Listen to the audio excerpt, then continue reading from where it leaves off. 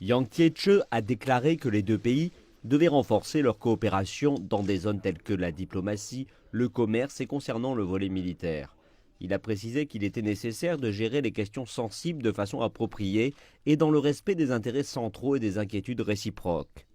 M. Tillerson a fait savoir que les États-Unis se prépareraient activement pour un sommet à venir entre le président américain Donald Trump et le président chinois Xi Jinping.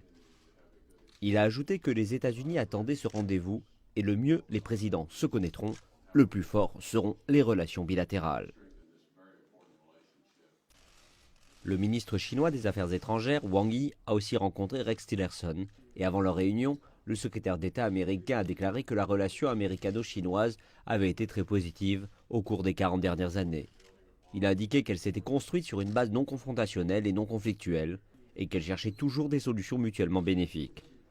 M. Wang a déclaré qu'il espérait que les deux parties pourront désormais transformer cette promesse d'amélioration de la confiance mutuelle et de coopération en action.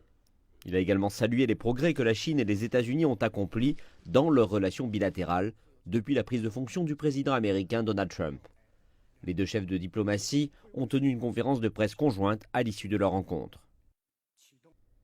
Les États-Unis et la Chine sont les deux plus grandes économies au monde et nous devons ensemble promouvoir la stabilité et la croissance.